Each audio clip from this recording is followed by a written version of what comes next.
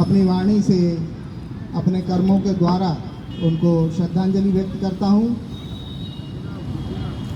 आज की सभा में उपस्थित सभी गणमान्य व्यक्तियों को मेरा सादर प्रणाम, सादर अभिवादन, नमस्कार। चूँकि विषय इतिहास का है और थोड़ा सा 2 मिनट का समय मुझे मंडल के द्वारा दिया गया है। इतिहास का अर्थ होता है इति धन ह धन आस, यानी इतिहास ऐसा जिस प्रकार से घटना हुई वैसा ही है। इसका अर्थ यह होना चाहिए कि इसमें विकृति अथवा इसमें कुछ गलत न जोड़ा जाए, इसके साथ छेड़खानी न की जाए कभी। अब चूंकि इतिहास का मूल विषय क्या होता है? इतिहास का मूल विषय हमारे सर्वांगीण सामाजिक जीवन का वृतांत ही इतिहास का मूल विषय होना चाहिए और होता है। इसमें यदि कोई विकृति आ जाए, जैसा मैंने अभी पहले कहा, तो इससे सच्चाई पर पर्दा पड़ा रहता है। सत्य का प्रकाश हमेशा उज्जवल रहना चाहिए, यही हमारा मोटो रहता है, यही हमारी ब्रीद वाक्य है मंडल का। तो सच्चाई पर पर्दा न पड़े, इसलिए इस प्रकार का आयोजन होना आवश्यक है, ताकि इतिहास पर कुछ चर्चा हो सके। जैसा अभी हाल ही में कुछ एक महीने पहले की बात है, इसी स्थान पर 14 जनवरी को एक कार्यक्रम किया गया था, पानीपत शौर्य दिवस के रूप में। बहुत अच्छा कार्यक्रम था, सुंदर कार्यक्रम हुआ। उसमें कुछ बातें आई सामने कि जैसे पानीपत में 16 सिंधिया घराने के 16 परिजनों ने अपना बलिदान दिया है। तो इस प्रकार से बातें जो है, यह गलत बातें सामने आती हैं तो बहुत बड़ा दुख होता है, कष्ट होता है। खेद का विषय है। उसमें श्रीमंत जनकोजी राव शिंदे, तुकाजी राव शिंदे और स्वयं श्रीनाथ महाजी शिंदे महाराज, इन 3 महायोद्धाओं का उसमें सहभागिता रही और उनमें से 2 का बलिदान हुआ, ये जैसा कि हम सब लोग जानते हैं। जो बाकी की जो लिस्ट मैंने सूची जो देखी है, वो ऐसे स्थान से निकल के आ रही है सूची जो गलत जा रही है, वो गलत संदेश नहीं जाना चाहिए। तो इस प्रकार से सच्चाई पर पर्दा न डालें और सच्चाई को माइनस प्लस भी ना करें। दूसरी बात, जैसा कि माजी महाराज ने जो कार्य किया, वह वैदिक काल के जो पुरातन परंपराएं थी उन्हें पुनरुज्जीवित करने का कार्य किया।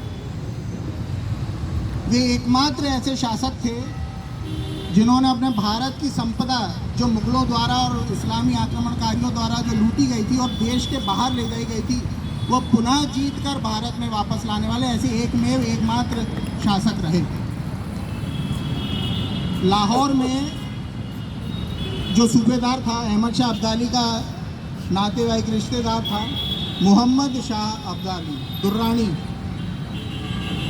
उसको परास्त करके वहाँ से जो पन्ना जड़ित चांदी के द्वार लाए, वो आज भी उज्जैन के महाकालेश्वर मंदिर, उज्जैन के श्री द्वारकाधीश मंदिर में आज भी देखे जा सकते हैं, वहाँ पर स्थापित है। और वो दरअसल सोमनाथ से लूट करके ले गया था गजनवी सन 1025 में। तो 750 सालों के पश्चात वो जीत करके पुनः लाए। ये भारत के ही महान वीर का कार्य है। 750 वर्षों तक हमने ध्यान रखा कि हमारी संपत्ति लूटकर वहाँ ले जाई गई है। यह क्यों संभव हुआ? केवल इतिहास के कारण, इतिहास में जो लिखा गया उसी के कारण। यदि इतिहास में यह घटना दर्ज नहीं होती तो शायद ये संभव न हो पाता। माजी महाराज की मैं अपने शब्दों से उनकी बखान, उनका वो करना मतलब सूर्य के समक्ष दीपक जलाने के समान है। परंतु फिर भी एक बात मैं अवश्य यहाँ पर जो उल्लेखनीय है उसको व्यक्त करना चाहूँगा कि जिस प्रकार से वे एकमात्र शासक थे जिन्होंने बाहर की संपत्ति को भारत में लाया वापस, वैसे ही वे केवल एकमात्र एक ऐसे शासक हुए जिन्होंने मुगल दरबार के द्वारा गौवध पर प्रतिबंध लगाने का महान कार्य किया और इसीलिए वे गौरक्षक कहलाए।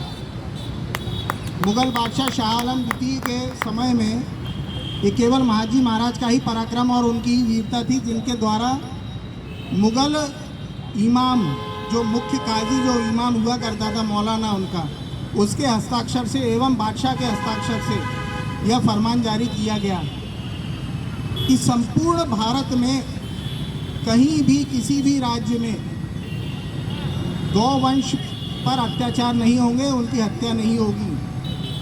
और उसका जीता जागता उदाहरण यह केवल कागजी कार्रवाई न होकर उन्होंने उन लोगों को दंडित भी किया, इसके ऐतिहासिक प्रमाण उपलब्ध हैं। जिन्होंने इस फरमान की अवहेलना की, उनको दंड भी मिला। और इसी से भय बिन होए न प्रीत सबने सुना होगा।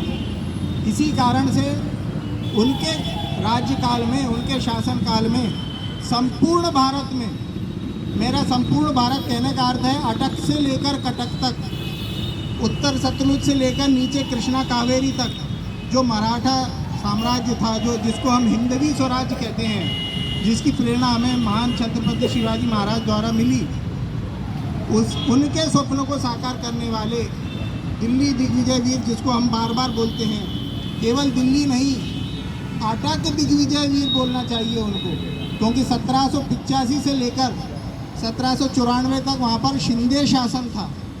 अटक का किला आज वर्तमान में पाकिस्तान के मध्य में सिंधु नदी के पूर्वी तट पर स्थित है। तो इसी के साथ मैं अपनी वाणी को विराम देता हूँ। धन्यवाद, नमस्कार, जय हिंद।